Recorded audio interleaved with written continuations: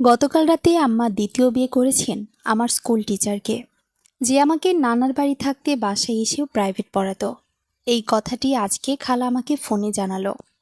আমি কিছুক্ষণ চুপ করে থেকে বলেছিলাম, বাবা যদি ফিরে আসে। খালা তখন বলল, তোর বাবা আর ফিরে আসবে না শাহেদ। লোকটা 10 বছর ধরে নিখোঁজ, হয়তো মারা গেছে। আমি তার কথা থামিয়ে দিয়ে বললাম, ভালো থেকো, রাখলাম। অমনি খালা তাড়াতাড়ি বলল, শাহেদ শাহেদ, বাবা, আগেই ফোন রেখে দিস না। তোকে যে জন্য ফোন দিয়েছি সে কথা এখনো বলা হয়নি। কি কথা খালা, তাড়াতাড়ি বলো। খালা তখন আমতা আমতা করে বলল, তোর আম্মাকে একটা ফোন দিস। তোকে ফোন দেওয়ার সাহস পাচ্ছি না তোর আম্মা। আমি কোনো ফোন দিতে পারবো না, আমার সময় নেই, ভালো থেকো, বলে ফোনটা কেটে দিলাম। কথাগুলো এক নিঃশ্বাসে বলে ফোনটা যখন খাটটার উপর ছুঁড়ে ফেললাম, তখন বুকের ভেতরটা কেমন যেন খালি খালি লাগছিল। ম্যাচের এই ছোট ঘরটায় দুপুরের এই সময়টায় ভীষণ গরম পড়ে। মাথার উপর পুরনো ফ্যানটা ক্যাচ ক্যাচ শব্দে ঘুরে চলেছে, কিন্তু ঘরের বাতাস একটুও ঠান্ডা হচ্ছে না। আমি খাটের একপাশে এসে চুপচাপ বসে রইলাম। হাত দুটো কাঁপছিল কিছুটা। আমার যখন 5 বছর, তখন বাবা প্রবাসে যায়। দেশ ছাড়ার আগের দিন রাতের কথা আমার আজও আবছা মনে আছে। বাবা ঘরের মেঝেতে বসে প্যাক করা ব্যাগের উপর হাত রেখে আম্মাকে আর আমাকে জড়িয়ে ধরে অঝরে কাঁদছিল। বাবাকে কাঁদতে দেখে আম্মাও হাউমাউ করে কেঁদে উঠেছিল, আর আমি কিছু না বুঝে ওদের জড়িয়ে ধরে কান্না জুড়ে দিয়েছিলাম। বাবার গায়ের একটা বিশেষ গন্ধ ছিল, আতর বা ঘামের মেশানো একটা গন্ধ। সেই গন্ধটা আজও আমার নাকে লেগে আছে। বাবা বিদেশে যাওয়ার পর প্রথম 1 মাস নিয়মিত ফোন করত। তারপর হঠাৎ করে একদিন সে ফোন আসা বন্ধ হয়ে গেল। বাবা আর ফোন দেয় না। নানার বাড়ি দাদার বাড়ির মানুষজন কতভাবে চেষ্টা করলো। বাবার সাথে যারা একই ঘরে থাকতো সেই রুমমেটদের সাথেও যোগাযোগ করা হলো, কিন্তু তারাও কিছু বলতে পারল না। তারা শুধু জানালো একদিন সকালে বাবা কাজে বের হয়েছিল, তারপর আর কাজ থেকে ফেরেনি, ঘরেও আসেনি। বাবার এই আচমকা হাওয়া হয়ে যাওয়াটা আম্মাকে পুরোপুরি ভেঙে ফেলেছিল। দিনরাত শুধু কেঁদে কেঁদে আম্মার চোখের কল কালো হয়ে গিয়েছিল। উপায় না দেখে নানা এসে আমাদের দুজনকে নিজেদের বাড়িতে নিয়ে গেলেন। তারপর দেখতে দেখতে 10টা বছর পার হয়ে গেল। এই 10 বছরে অনেক কিছুই বদলে গেছে। আমি নানার বাড়িতে বড় হয়েছি, ওখানকার স্কুলে পড়াশোনা করেছি। এবার এসএসসি পাশ করে কলেজে ভর্তি হওয়ার পর হোস্টেলে উঠেছি। আসলে নানার বাড়ির আশ্রয়ে আর কতদিন থাকা যায়, নিজের একটা আলাদা জগৎ দরকার ছিল। কিন্তু আজ খালার মুখ থেকে এই খবরটা শোনার পর মনে হচ্ছে জীবনের পুরনো ভিত্তিটাই যেন এক ঝটকায় উপড়ে গেল। যে মানুষটা আমাকে টানা 5 বছর অঙ্ক পড়ালো, যাকে আমি স্যার বলে ডেকে এসেছি, সে এখন আমার মায়ের স্বামী। কথাটা ভাবতেই মাথার রগগুলো যেন লাফিয়ে উঠছে। ওই স্যার যখন নানার বাড়িতে আমাকে পড়াতে আসতেন, তখন মাঝে মাঝেই আম্মার সাথে টুকটাক কথা বলতেন। আম্মা তার জন্য চা নাস্তা নিয়ে আসতো। আমি কোনোদিন বিন্দুমাত্র আঁচ করতে পারিনি যে তাদের মধ্যে এমন কিছু তৈরি হতে পারে, কিংবা হয়তো তারা দুজনেই একা ছিলেন বলেই এমনটা ঘটেছে। কিন্তু আমার কাছে তো বাবা মানে এখনও সেই লোকটা, যিনি চলে যাওয়ার সময় আমাকে জড়িয়ে ধরে কেঁদেছিলেন। ফোনের স্ক্রিনটা আবার জ্বলে উঠল। আম্মার নম্বর ভেসে উঠছে। আমি স্ক্রিনটার দিকে তাকিয়ে রইলাম, কিন্তু রিসিভ করার ইচ্ছা হলো না। কলটা কেটে গিয়ে আবার বাজতে শুরু করলো। ম্যাচের বারান্দায় গিয়ে কেউ একজন হেঁটে গেল। তার জুতোর শব্দ কানে আসতেই আমি চোখ বন্ধ করলাম।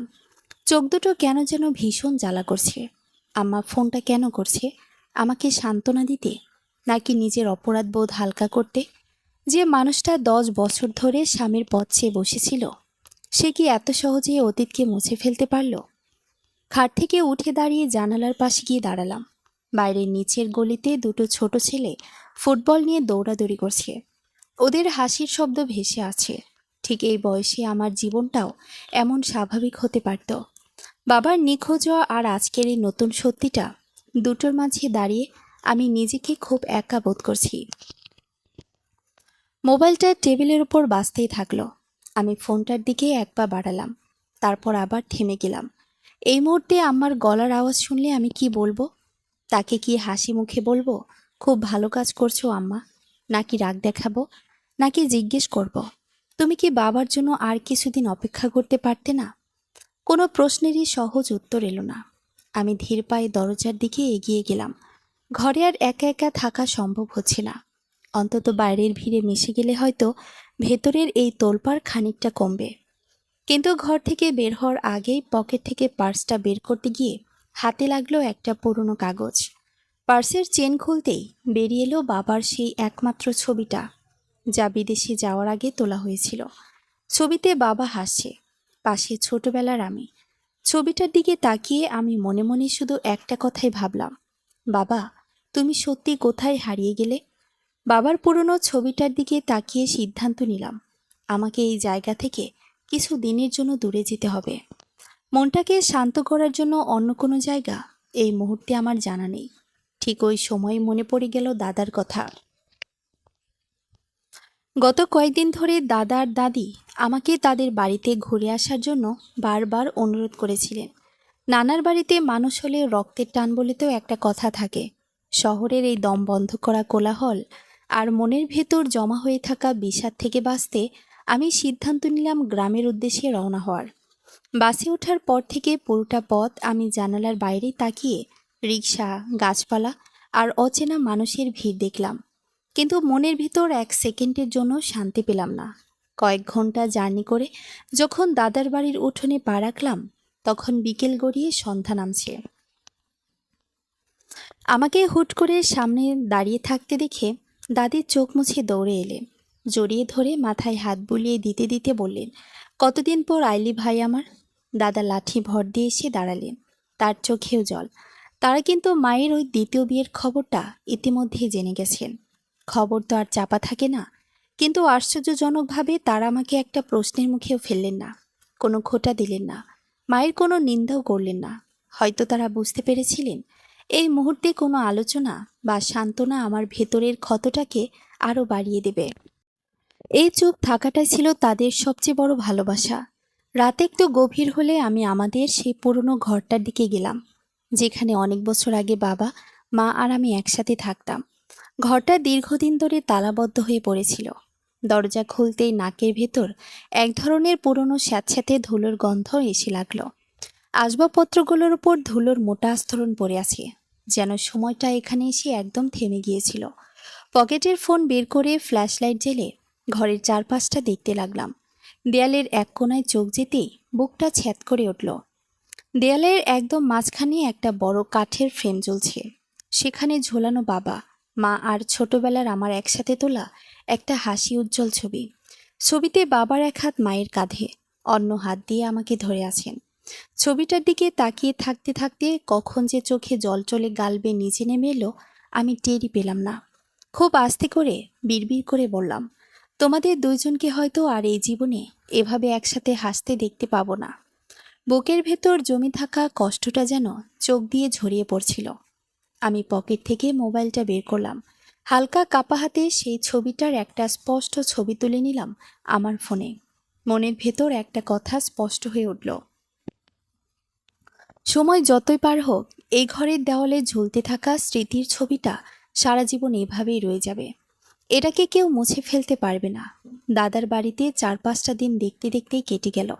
সকাল সন্ধ্যা দাদির হাতের যত্ন আর দাদার সাথে উঠানে বসে টুকটাক কথা বলে মনটা কিছুটা স্থির হয়েছিল। কিন্তু বাস্তবতাকে তো আর এড়ানো যায় না। হোস্টেলের পড়াশোনা আর নিজের ভবিষ্যতের কথা ভেবে আমাকে আবার শহরে ফিরতেই হলো। রওনা হওয়ার দিন সকালে দাদি আমার হাত দুটো চেপে ধরে কেঁদে ফেললেন। আমাকে শক্ত করে জড়িয়ে ধরে বললেন, আমাদের এই দুই বুড়ো বুড়ির কথা একদম ভুলে যাস না দাদা ভাই। সময় পাইলেই মাঝে মাঝে খবর নিবি, একটু আয়সা দেখে যাবি। দাদির কথায় শুধু মাথা নেড়ে সায় দিলাম। মুখ ফুটে কিছু বলতে পারলাম না, কারণ গলার কাছে একটা কষ্টের দলা আটকে ছিল। শহরে ফিরে এসে হোস্টেলের 4 দেয়ালে বন্দি জীবনে আবার আগের মতো দিন কাটতে লাগলো। ক্লাসে যাওয়া, সেখান থেকে ফিরে মেসেজে চুপচাপ বসে থাকা, এর বাইরে আমার আর কোনো কাজ ছিল না। আম্মা প্রতিদিন অন্তত 10-12 বার ফোন করতেন। স্ক্রিনে আম্মার নামটা উঠতেই বুকটা ভারী হয়ে উঠত। আমি একবারও রিসিভ করিনি। প্রতিবার ফোনটা সাইলেন্ট করে টেবিলের ওপর করে রেখে দিতাম। এখন তো তার একা লাগার কথা নয়, তার পাশে এখন তার নতুন স্বামী আছে। আমার প্রয়োজন হয়তো তাদের জীবনে এখন আর ততটা নেই। এভাবে আরো কিছুদিন কেটে গেল। জীবনটা যখন একদম বাঁধা ধরা নিয়মে স্থবির হয়ে এসেছে, ঠিক তখনই একদিন বিকেলে একটা ঘটনা আমার পুরো পৃথিবীকে নাড়িয়ে দিল।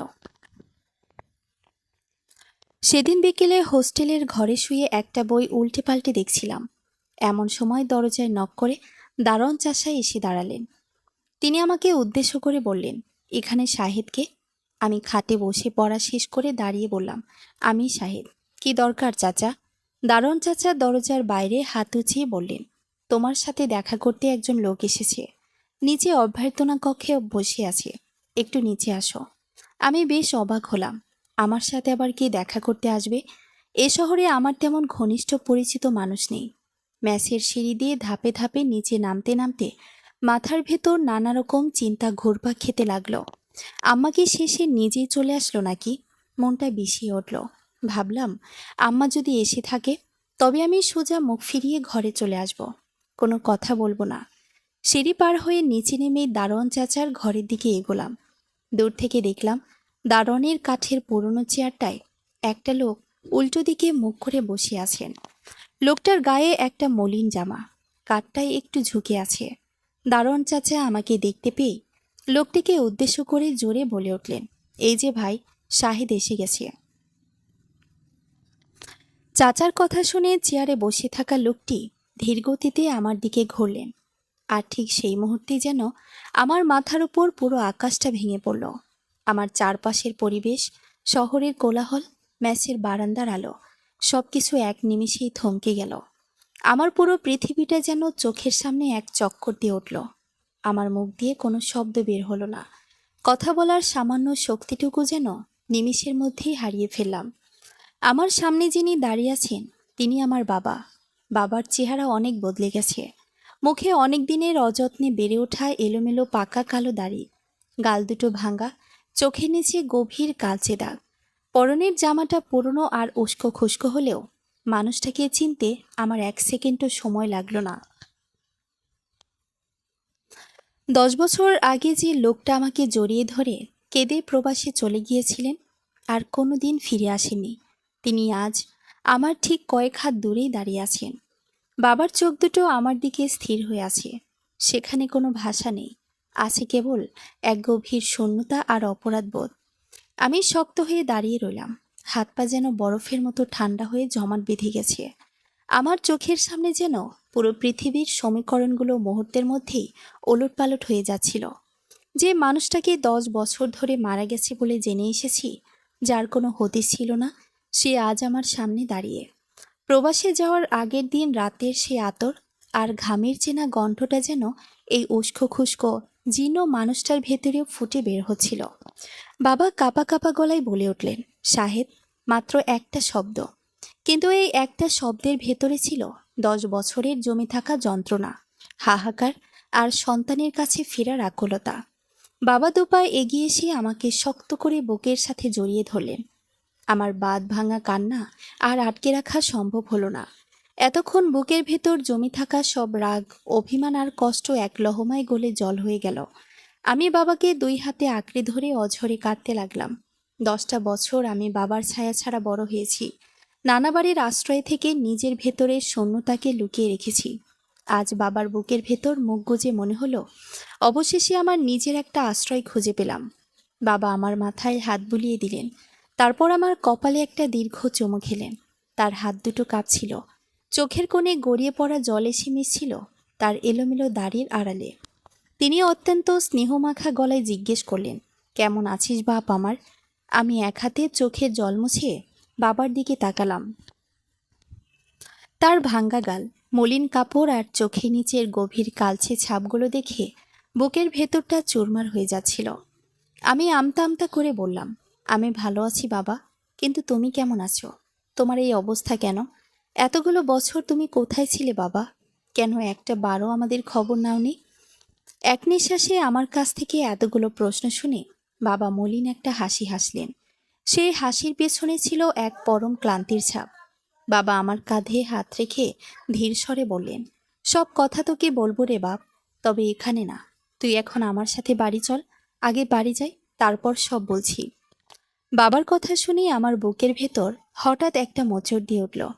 আমি ইতস্তত করে কান্নায় ভেজা গলায় বললাম, কিন্তু বাবা, আম্মা তো আম্মা তো কালকে। আমার কথাটা শেষ করতে দিলেন না বাবা। হাত উঁচিয়ে আমাকে থামিয়ে দিলেন। বাবার চোখের দিকে তাকিয়ে বুঝলাম সেই চোখে প্রচণ্ড অভিমান আর এক ধরনের কষ্ট লুকিয়ে আছে। বাবা শান্ত কণ্ঠে বললেন, আমি সব জানি শাহেদ। তোর দাদা আর দাদি আজকে আমাকে সব বলেছেন। সকালে আমি আগে গ্রামের বাড়িতে গিয়েছিলাম। চল, এখন আমার সাথে বাড়িতে চল। আমি আর কোনো প্রশ্ন করলাম না। হোস্টেলের ঘর থেকে ছোট ব্যাগটা গুছিয়ে নিয়ে বাবার সাথে বের হয়ে এলাম।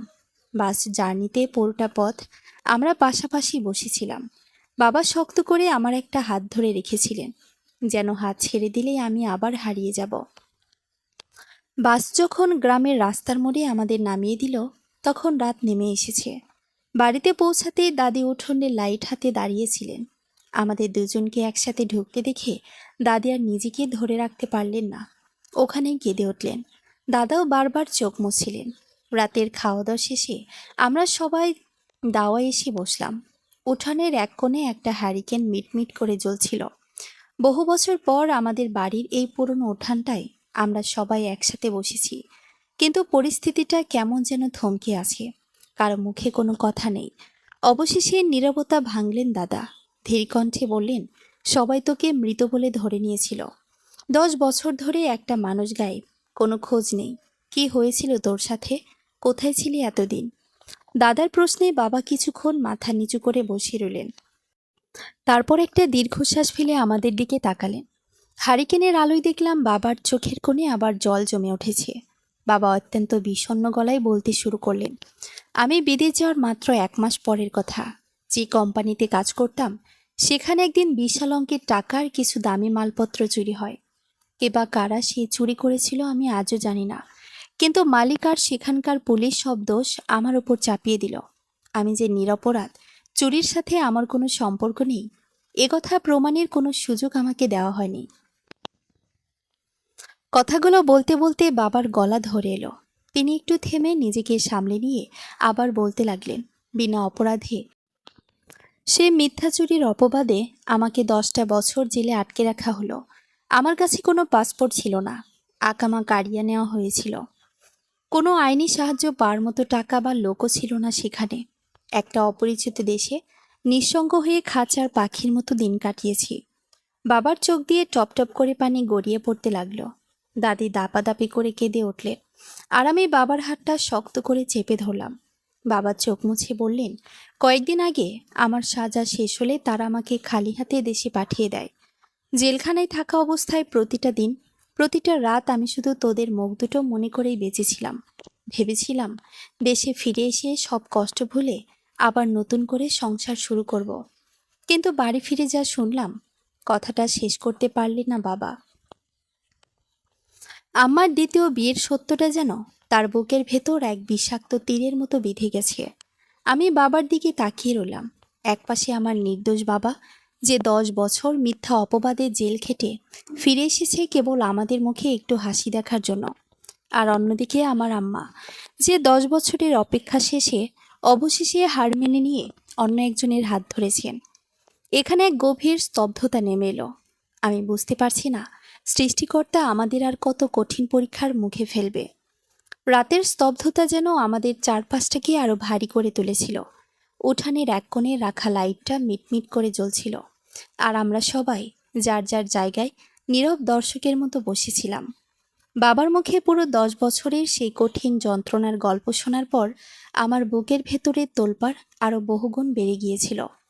যে মানুষটা প্রবাসে এক ফোঁটা আলোর মুখ না দেখে শুধু আমাদের কাছে ফেরার আশায় 10টা বছর জেলের চার দেয়ালে কাটিয়ে দিল, আজ তার ফেরার দিনে এই সত্যটা সহ্যের সীমানা ছাড়িয়ে গেছে। ঠিক তখনই আমার পকেটের ফোনটা কেঁপে উঠল। স্ক্রিনটার দিকে তাকানোর আগেই আমি ভেতরে ভেতরে অনুধাবন করতে পেরেছিলাম কে ফোন দিয়েছে। গ্রামের বাড়িতে বাবা ফিরে এসেছেন, এই খবর তো আর বেশি সময় চাপা থাকার কথা নয়। এতক্ষণে নানার বাড়িতে আর খালার কাছে পৌঁছে গেছে, আর সেই সূত্রে আম্মার কাছেও। ফোনের ডিসপ্লেতে আম্মা নামটা ভেসে উঠছে। গত কয়েকদিন ধরে এই একটা নাম দেখে বারবার ফোনটা সাইলেন্ট করে রেখে দিয়েছিলাম, কিন্তু আজ আর পারলাম না। কাপা আঙ্গুলে সবুজ বোতামটা ডান দিকে টেনে ফোনটা কানের কাছে ধরলাম। রিসিভ করতে ওপাশ থেকে আম্মার হাউমাউ করে কেঁদে ওঠার শব্দ ভেসে এলো। ভাঙ্গা অশ্রুসিক্ত গলায় আম্মা বলে উঠলেন, শাহেদ, তুই আমার ফোন ধরিস না কেন বাবা? কতবার ফোন করেছি তোকে, তুই কি আমার উপর এত রাগ করে আছিস? আমার এই কান্না, এই আকুলতা আজ আমার কাছে কেমন যেন অর্থহীন মনে হচ্ছিল। বুকের ভেতর জমে থাকা অভিমানের পাহাড়ে এতটুকু ফাটল ধরল না। আমি নিজের গলাটাকে যতটা সম্ভব শক্ত আর নির্ভাব স্বাভাবিক রাখার চেষ্টা করলাম। আমার কান্নার জবাব না দিয়ে অত্যন্ত ঠান্ডা গলায় বললাম, কি বলতে ফোন দিয়েছ সেটা বলো আম্মা। কাজের কথা থাকলে বলো, আমার সময় বেশি নেই। আমার এই কঠোর গলা শুনে ওপাশের কান্নাটা যেন এক মুহূর্তেই থেমে গেল। আম্মা পুরোপুরি স্তব্ধ হয়ে গেলেন। টানা 10-12 সেকেন্ড ফোনে শুধু তার ভারী নিঃশ্বাসের শব্দ ছাড়া আর কিছুই শোনা গেল না। মনে হলো ওপাশে দাঁড়িয়ে থাকা মানুষটা নিজের সব সাহস একত্র করার আপ্রাণ চেষ্টা করছেন। অবশেষে আম্মা খুব দুর্বল আর কাঁপানো গলায় ধীর স্বরে জিজ্ঞেস করলেন, তোর তোর বাবা নাকি ফিরে এসেছে শাহেদ? প্রশ্নের ভেতরে অনিশ্চয়তা আর ভীতিটুকু আমি স্পষ্ট টের পেলাম। আমি কোনো ভূমিকা করলাম না, সরাসরি জবাব দিলাম, হ্যাঁ, বাবা ফিরে এসেছেন। আমার এই কথা শোনা মাত্রই ওপাশ থেকে আবার কান্নার রোল উঠল। তবে এবারকার কান্নাটা সান্ত্বনা পাওয়ার কোনো কান্না ছিল না। এটা ছিল এক চরম অপরাধবোধ আর পরিস্থিতির কাছে হেরে যাওয়ার নারীর নিঃশব্দ হাহাকার। আম্মা আর কোনো শব্দ উচ্চারণ করতে পারলেন না, কোনো যুক্তি দিতে পারলেন না, কোনো ব্যাখ্যাও খাড়া করতে পারলেন না। কেবল একটানা ফুপিয়ে কাঁদতে লাগলেন। আমার বুকের ভেতরটা মুচড়ে উঠছিল, কিন্তু আমি আর নিজেকে দুর্বল হতে দিলাম না। ধীর হাতে ফোনের লাল বোতামটা চেপে কলটা কেটে দিলাম।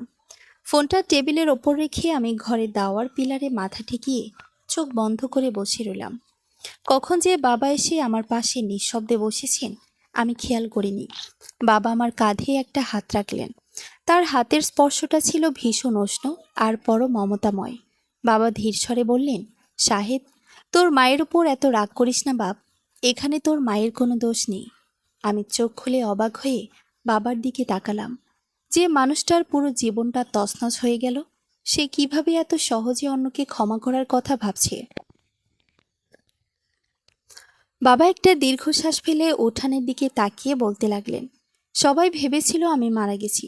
10টা বছর আমি একটা মানুষ নিখোঁজ থাকলে যে কোনো নারীর জন্যই টিকে থাকা কঠিন হয়ে পড়ে।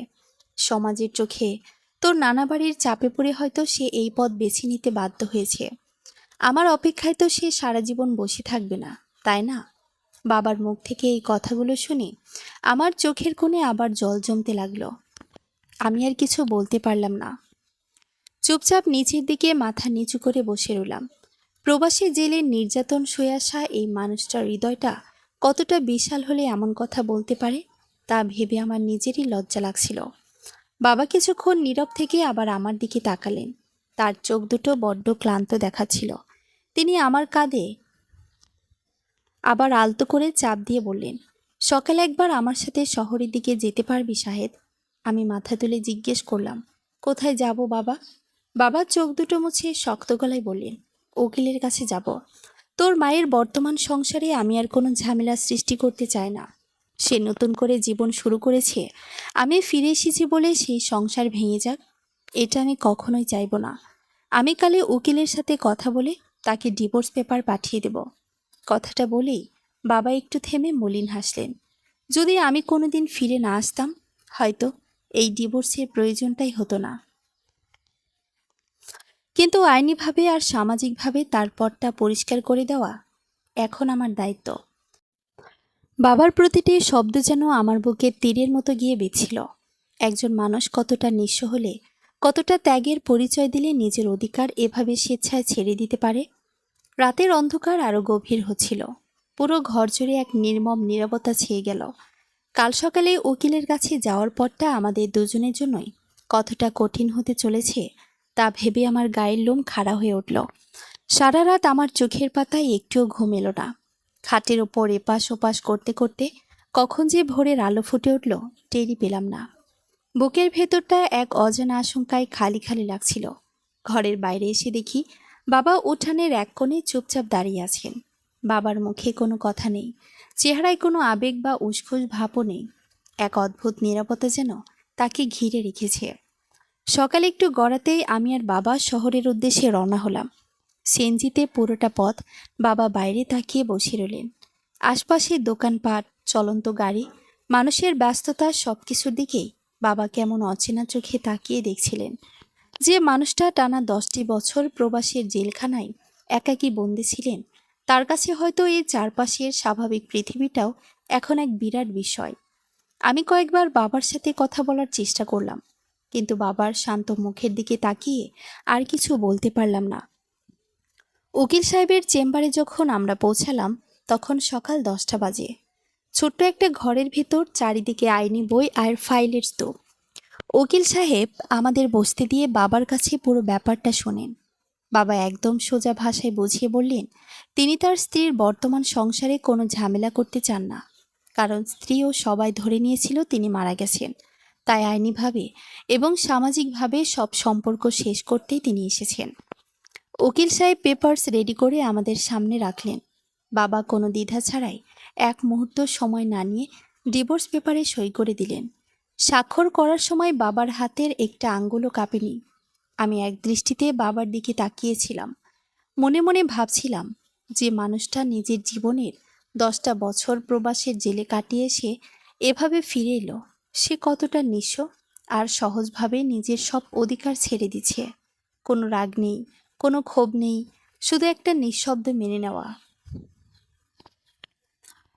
সই শেষ হওয়ার পর উকিল বললেন, 2-1 দিনের মধ্যেই আমার কাছে ডিভোর্স পেপার আর আইনি নোটিশ পৌঁছে যাবে। উকিল অফিস থেকে বের হয়ে আমরা যখন বাড়ি ফিরলাম, তখন দুপুর পার হয়ে গেছে। সারাদিনের রোদ আর ধকল শেষে বাবা ভীষণ ক্লান্ত হয়ে পড়েছিলেন। ঘরে গিয়ে তিনি পুরনো কাঠের খাটটায় চুপচাপ শুয়ে পড়লেন। আমি উঠানে এসে একটা কাঠের চেয়ারে বসে রইলাম।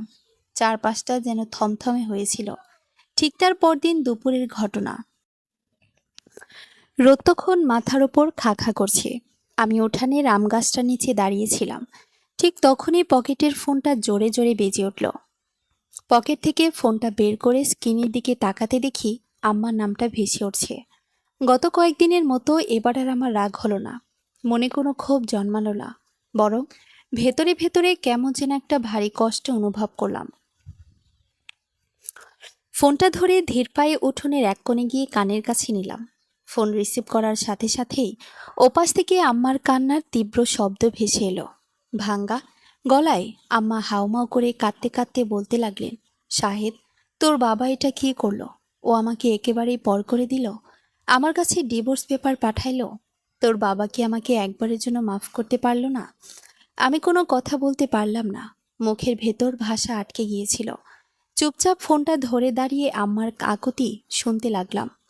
আম্মার কান্নার তোড়ে নিঃশ্বাস নিতে কষ্ট পাচ্ছিলেন। ওপাশ থেকে ফুপিয়ে ফুপিয়ে বলতে লাগলেন, শাহেদ, বিশ্বাস কর বাবা, আমি তোদের কাছে কোনো অধিকার দাবি করতে আসব না। আমি আর কোনোদিন তোদের সংসারে ফিরতে চাইব না। কিন্তু আমি তোর বাবার সাথে শুধু একবার দেখা করতে চাই, একবার শুধু মুখোমুখি হতে চাই। 10টা বছর আমি কম কান্নাকাটি করি নাই। আমি তো জানতাম না উনি বেঁচে আছেন। সবাই তো আমাকে বলল উনি আর নেই। আমি তো পরিস্থিতির শিকার হয়েছিলাম রে শাহেদ। তুই তোর বাবাকে একটু বল, আমাকে যেন একবার ওনার সামনে দাঁড়াতে দেয়। আমি ওনার পায়ে ধরে একটাবার ক্ষমা চাইব। নিজের মুখের কথাগুলো ওনাকে বলবো, তুই আমার এই শেষ কথাটা রাখ বাবা। আমার হাত জোর করে মিনতি করে তোর কাছে। আমার গলার সেই করুণ কান্না আর আকুলতা শুনে আমার বুকের ভেতরটা মোচড় দিয়ে উঠল। চোখ দুটো ঝাপসা হয়ে এলো। একজন সন্তান হিসেবে মায়ের এই রূপ দেখে স্থির থাকা সত্যি কঠিন। আমি ফোনটা না কেটে হোল্ডে রেখে আস্তে আস্তে বাবার ঘরের দিকে গেলাম। ঘরের ভেতরে হালকা অন্ধকার ছিল। বাবা বিছানায় শুয়ে ঘরের টিনের চালের দিকে এক দৃষ্টিতে তাকিয়েছিলেন। আমি দরজার পাশে গিয়ে দাঁড়ালাম। ধীর স্বরে বললাম, বাবা, আম্মা ফোন করেছে। আম্মা তোমার সাথে একবার দেখা করতে চায়, তোমার সাথে কথা বলতে চায়, তোমার পায়ে ধরে ক্ষমা চাইতে চায়। কথাটা শোনা মাত্রই বাবার চোখ দুটো বন্ধ করে নিলেন। ঘরের ভিতর কয়েক মুহূর্তের জন্য একদম নিস্তব্ধতা নেমে এলো। শুধু ঘরের বাইরে গাছের পাতার খসখস শব্দ শোনা যাচ্ছিল। বাবা বেশ কিছুক্ষণ পর আস্তে করে উঠে বিছানায় বসলেন। তার চেহারায় কোনো রাগ ছিল না, কোনো আক্রোশ ছিল না, ছিল কেবল এক গভীর হতাশা আর ক্লান্তি। বাবা মাথা নেড়ে খুব শান্ত গলায় বললেন, না সাহেব, আমি ওনার সাথে দেখা করব না। আমি একটু সামনে এগিয়ে গিয়ে আবার বললাম, বাবা, আম্মা কিন্তু খুব কাছে, খুব আকুতি করছে, বলছি অন্তত একবার এসে তোমার সাথে দেখা করবে, তোমাকে বুঝিয়ে বলবে। বাবা একটা দীর্ঘশ্বাস ফেলে আমার দিকে তাকালেন। বাবার চোখের কোণে জল জমেছিল। তিনি হাতের উল্টো পিঠ দিয়ে সেটা মুছে ফেলেন। তারপর ধীর স্বরে বললেন, দেখা করে এখন আর কি হবে বল সাহেব? পুরনো কথাগুলো টেনে এনে আবার নতুন করে কষ্ট বাড়ানো ছাড়া আর তো কিছু হবে না। 10 বছর আগে সে অতীতটা এখন আর নেই। যে মানুষটা আমাকে মৃত মনে করে নিজের নতুন একটা সংসার গুছিয়ে নিয়েছে, তার সামনে গিয়ে দাঁড়ানো কোনো মানেই হয় না। আমি চাই না দেখা করে আমরা দুজন দুজনকে আর কষ্ট দিই। সে যেখানে আছে, যেমন আছে ভালো থাকো। পুরনো স্মৃতি আর ঘাটার দরকার নেই। বাবার এই অটল সিদ্ধান্ত আর ত্যাগের ধরন দেখে আমার আর কথা বাড়াতে ইচ্ছে করল না। যে মানুষটা নিজের জীবনের সবটুকু হারিয়েও অন্য একজনের বর্তমান জীবনকে ঝামেলামুক্ত করতে চাইছেন, তার মতামতকে ঠেলে দেওয়ার শক্তি আমারও ছিল না। আমি আর কথা না বাড়িয়ে ফোনটা আবার কানের কাছে নিলাম। আম্মা তখনও ওপাশ থেকে ফুপিয়ে কেঁদে যাচ্ছেন। আমি নিজের গলাটাকে শক্ত করে বললাম, আম্মা, বাবা তোমার সাথে দেখা করবেন না। আম্মা এক মুহূর্তের জন্য কান্না থামিয়ে দিলেন। অবিশ্বাসের গলায় বললেন, কি বলিস সাহেব? উনি একেবারের জন্য আমার মুখটা দেখবেন না? 10টা বছরের এত বড় সম্পর্কটা এভাবে শেষ হয়ে যাবে?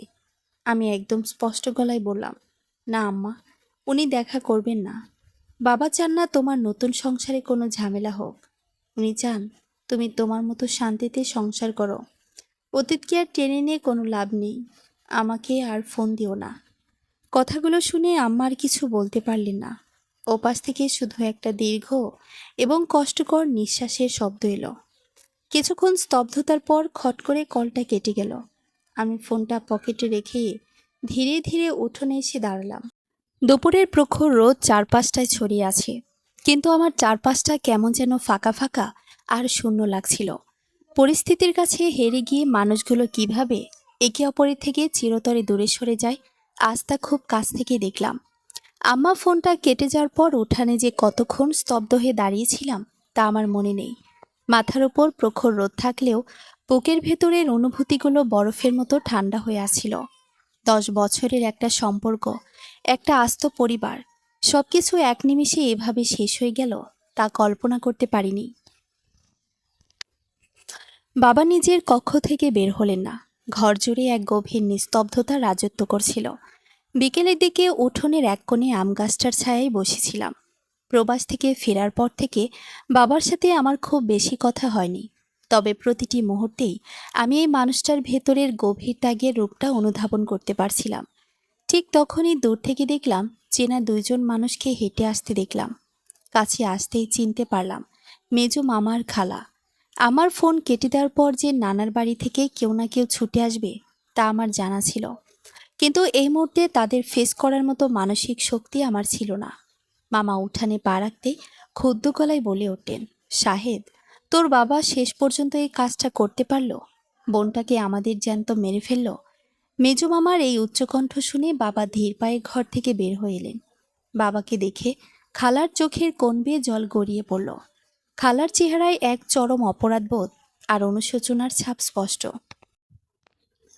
10 বছর আগে যে নানার বাড়ির মানুষগুলো আমাকে মৃত মনে করে আম্মাকে কদিন আগে বিয়ে দিয়ে দিয়েছিল, আজ সেই মানুষগুলোই বাবার সামনে এসে দাঁড়িয়েছে। মামা বাবাকে দেখে কণ্ঠ কিছুটা নরম করলেও রাগের সই বজায় রেখে বললেন, দুলাভাই, আপনি ফিরে এসেছেন, এটা আমাদের জন্য আনন্দের বিষয় হতে পারত, কিন্তু আপনি একতরফাভাবে এই ডিভোর্স পেপার পাঠিয়ে কি প্রমাণ করতে চাইলেন? আপনি কি একবারও আমার বোনের কথাটা ভাবলেন না? সমাজ ওকে এখন কি বলবে? ও তো পরিস্থিতির শিকার হয়েছিল। বাবা মামার দিকে তাকিয়ে শান্তভাবে একটা দীর্ঘশ্বাস ফেললেন। তারপর খুব হালকা কণ্ঠে বললেন, আমি তো কাউকে দোষ দিচ্ছি না ভাই। আপনি যাকে পরিস্থিতির শিকার বলছেন, আমিও তো সেই একই পরিস্থিতির শিকার। আজ থেকে 10 বছর আগে প্রবাসী যখন আমাকে অন্যায়ভাবে জেলে পড়ে দেওয়া হলো, তখন আমার কাছে কোনো সুযোগ ছিল না আপনাদের খবর দেওয়ার। আপনারা ধরে নিয়েছিলেন আমি মারা গেছি, তাই আমার স্ত্রীকে নতুন করে জীবন শুরু করার ব্যবস্থা করে দিয়েছেন। সামাজিকভাবে এতে আপনাদের কোনো ভুল ছিল না। খালা এ পর্যায়ে কাঁদতে কাঁদতে এগিয়ে এসে বললেন, দুলা ভাই, বোনটা আমার দিন রাত কেঁদে শেষ হয়ে যাচ্ছে। ও তো কোনো অপরাধ করেনি। ওকে অন্তত একবার আপনার সাথে দেখা করতে দিন। আপনি এভাবে সব শেষ করে দিলে ও বাঁচবে না। বাবা খালার দিকে তাকিয়ে হালকা মলিন হাসলেন। সেই হাসির পেছনে লুকিয়েছিল এক পাহাড় সমান বেদনা। বাবা ধীর স্বরে বললেন, দেখা করে কি হবে বোন? 10 বছর আগের সে আলেম প্রবাস থেকে ফিরে এসে দেখেছে তার জায়গায় অন্য কেউ দখল করে নিয়েছে। যে মানুষটার বর্তমানে অন্য একজনের সংসার আছে, যার সাথে অন্য একজনের নাম জড়িয়ে গেছে, তার সাথে আমি নতুন করে কি কথা বলবো? আমি তো কোনো আক্রোশ থেকে ডিভোর্স পেপার পাঠাইনি।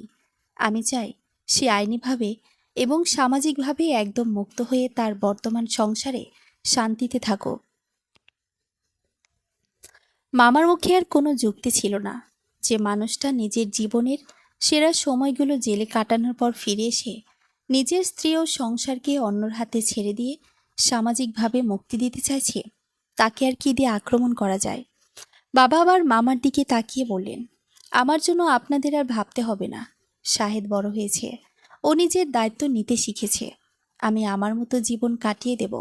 তবে আপনারা দয়া করে ওনাকে বোঝাবেন, উনি যেন নতুন করে আর কোনো গ্লানি মনে পুষে না রাখেন। অতীতকে তো আর আমরা ফেরাতে পারবো না। বাবার প্রতিটি কথা ছিল এক একটা কুঠার আঘাতের মতো। নানার বাড়ি মানুষেরগুলোর যে অভিযোগ নিয়ে আসার কথা ছিল বাবার এই মহৎ ত্যাগের সামনে, তা এক মুহূর্তেই ভেঙে চুরমার হয়ে গেল। মামা আর কিছু বলতে না পেরে মাথা নিচু করে দাঁড়িয়ে রইলেন। খালার কান্না থামছিল না, কিন্তু তিনিও বুঝতে পারছিলেন যে বাবার সিদ্ধান্ত অপরিবর্তনীয়। ঘণ্টাখানেক পর মামার খালা যখন বিদায় নিচ্ছিলেন, তখন মামা বাবার দিকে তাকিয়ে শুধু বললেন, আমাদের মাফ করে দিন দুলা ভাই। আমরা সত্যি পরিস্থিতি বুঝতে ভুল করেছিলাম। তারা চলে যাওয়ার পর চারপাশটা আবার শান্ত হয়ে এলো।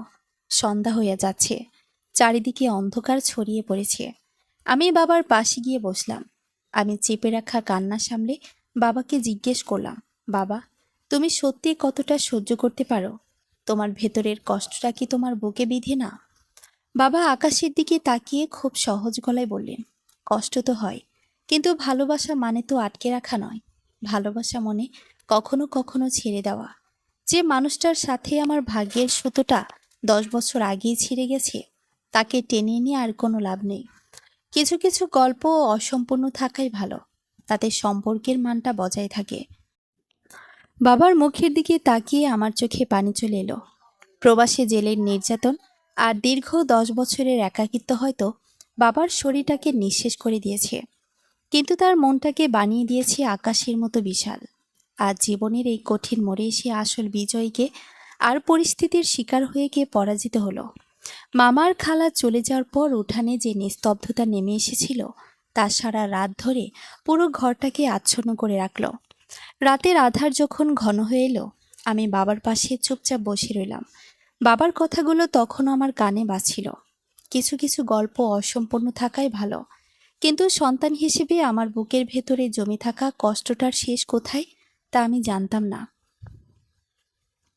পরদিন সকালে গ্রামের হাটে যাওয়ার পথে নানা বাড়ির পাশে চাচাতো মামার সাথে দেখা হলো। তিনি যা বললেন তা শুনে আমি অবাক হয়ে গেলাম। 10 বছর ধরে বাবা নিখোঁজ থাকায় নানার বাড়ির চাপে পড়ে আমার বিয়ে ঠিক করা হয়েছিল মাত্র কিছুদিন আগে। বিয়ের সব কথা চূড়ান্ত হলেও আমার অমতেই সব কিছু হচ্ছিল। কিন্তু বাবার ফিরে আসার খবর এবং ডিভোর্স পেপার পৌঁছানোর পর আম্মা সেই ঘর থেকে বের হয়ে এসে নিজেকে একটা ঘরের মধ্যে বন্দি করে রেখেছেন। তিনি নাকি স্পষ্ট জানিয়ে দিয়েছেন তিনি আর কোনোদিন নতুন সংসারে পা দেবেন না। যদি বাবার ক্ষমা না পান, তবে এই সমাজ আর নানা বাড়ির কারো সাথে তিনি সম্পর্ক রাখবেন না। বাড়ি ফিরে এসে আমি বাবাকে পুরো ব্যাপারটা জানালাম। আমার এই চরম সিদ্ধান্ত আর কান্নার কথা শুনে এবার আর বাবা নিজেকে ধরে রাখতে পারলেন না। বাবার সেই শক্ত শান্ত মুখের পেছনে জমে থাকা 10 বছরের চেপে রাখা কান্না এক নিমেষে বাঁধ ভাঙল। প্রবাসী জেলের নির্যাতন যে মানুষটাকে কাঁদাতে পারেনি, আম্মার এই অনুশোচনা আর ত্যাগের খবর তাকে এক মুহূর্তে গলিয়ে দিল। বাবা মাথা নিচু করে অনেকক্ষণ ফুপিয়ে কাঁদলেন। তারপর আমার দিকে তাকিয়ে এক দীর্ঘশ্বাস ফেলে বললেন, চল শাহেদ, আর দূরে থাকা যায় না। যে অতীতকে আমরা মৃত ভেবেছিলাম, সে অতীত যদি অনুশোচনার আগুনে পড়ে ছাই হয়ে যেতে চায়, তবে তাকে সে আগুনে জ্বলতে দেওয়া যায় না। বাবার এই সম্মতি পাওয়ার পর আমরা আর দেরি করলাম না। দুপুরের দিকে আমি আর বাবা শহরের বাস ধরে নানার বাড়ির উদ্দেশ্যে রওনা হলাম। দীর্ঘ 10টি বছর পর বাবা আবার তার পুরনো শ্বশুরবাড়ির পথে পা বাড়াচ্ছেন। পুরো পথটাতে বাবার কোনো কথা বলেনি, শুধু জানালার বাইরে তাকিয়ে ধীরে সুস্থে নিঃশ্বাস নিচ্ছিলেন। নানার বাড়িতে পৌঁছাতে চারপাশের পরিবেশ থমকে গেল। মামারা আমাদের দেখে অবাক হয়ে দাঁড়িয়ে রইলেন। নানার বাড়ির উঠোনে পা রাখতেই আম্মার সেই বন্দি ঘরের দরজাটা এক ঝটকায় খুলে গেল। আম্মা দৌড়ে ঘর থেকে বের হয়ে এলেন। 10 বছর পর মুখোমুখি দুজন মানুষ। আম্মার চুলগুলো এলোমেলো, চোখ দুটো কান্নায় ফোলাফুলি। বাবার চেহারায় 10 বছর বয়সের ছাপ আর প্রবাসের ক্লান্তি। দুজনের মাঝের কয়েক গজের দূরত্বটা যেন এক বিশাল সময়ের ইতিহাস বয়ে আনছিল। আম্মা বাবাকে দেখে আর নিজেকে সামলাতে পারলেন না। দৌড়ে এসে বাবার পায়ের কাছে গিয়ে লুটিয়ে পড়লেন। হাঁটু গেড়ে বসে বাবার পা দুটো চেপে ধরে হাউমাউ করে কাঁদতে লাগলেন। আমাকে মাফ করে দাও, আমি জানতাম না তুমি বেঁচে আছো। আমাকে এই অপরাধবোধের আগুনে পুড়িয়ে মেরো না, আমি তোমাদের ছেড়ে কোথাও যাব না। বাবা ধীর হাতে নিচে ঝুঁকে আম্মাকে জড়িয়ে ধরে তুললেন। বাবার চোখ দিয়ে তখন অঝরে পানি পড়ছিল। বাবা আম্মার মাথায় হাত রেখে খুব ধীর ওর মায়াবী গলায় বললেন, তুমি তো কোনো ভুল করনি, ভুল তো আমাদের ভাগ্যের ছিল। পরিস্থিতি আমাদের আলাদা করেছিল। আজ সেই পরিস্থিতি আবার মুখোমুখি দাঁড় করালো। কান্নাকাটি বন্ধ করো, আমি তোমাকে কোনোদিন দোষী ভাবিনি। আম্মা তখন বাবার বুকে মাথা রেখে অবুঝের মতো ফুপিয়ে কাঁদছিলেন। দীর্ঘ 10টি বছরের বিরহ, ভুল বোঝাবুঝি আর কষ্টের সমাপ্তি ঘটল সেই চোখের জলে। নানার বাড়ির সবাই নীরব দর্শক হয়ে সে অলৌকিক দৃশ্য দেখছিল। মামা এগিয়ে এসে বাবার হাত দুটো ধরে ক্ষমা চাইলেন, কিন্তু বাবা মৃদু হেসে বললেন, কাউকে ক্ষমা চাওয়ার দরকার নেই ভাই। জীবনের এই হিসাবগুলো বড় অদ্ভুত। যা হারিয়েছিল তা হয়তো সম্পূর্ণ পাওয়া যায় না, কিন্তু বাকি জীবনটুকু শান্তিতে কাটানোর পথটুকু আমরা বেছে নিতেই পারি। আইনি ডিভোর্সের প্রক্রিয়া বাতিল করে বাবা আর আম্মা আবার এক ছাদের নিচে ফেরার সিদ্ধান্ত নিলেন। তার আগে স্যারকে ডিভোর্স দিয়ে তার 4 মাস অপেক্ষা করে বাবার মায়ের বিয়ে হবে, এটাই সিদ্ধান্ত হলো। তবে বাবা গ্রামে সেই পুরনো স্মৃতি নিয়ে আর থাকতে চাননি। আমার জমানো টাকা আর বাবার ইচ্ছায় আমরা সিদ্ধান্ত নিলাম শহরের কাছাকাছি নতুন একটা বাসা ভাড়া নিয়ে নতুন করে জীবন শুরু করব। সপ্তাহখানেক পর বাবা আর আমি সেই নতুন ভাড়া বাসায় উঠলাম। বিকেলের বারান্দায় বাবা কাঠের চেয়ারে বসে চা খাচ্ছিলেন। 10 বছরের শূন্যতা পূরণ হতে হয়তো কিছুটা সময় লাগবে। কিছু মানুষ ভালোবাসা আর ত্যাগের শক্তি দিয়ে পরিস্থিতির উপর জয়লাভ করে। বাবা তার বিশাল মন দিয়ে আম্মাকে ক্ষমা করে দিয়েছেন, আর আম্মা তার অনুশোচনা দিয়ে নিজের আসল ঠিকানা ফিরে পেয়েছেন। আর আমি সন্তান হিসেবে আজ আমার চেয়ে সুখী আর কেউ নেই। সমাপ্ত। গল্পটি আপনাদের কাছে কেমন লেগেছে প্লিজ কমেন্ট করে জানাবেন। সুন্দর সুন্দর গল্প পেতে প্লিজ চ্যানেলটা সাবস্ক্রাইব করবেন, লাইক, কমেন্ট আর শেয়ার করবেন। ধন্যবাদ সবাইকে।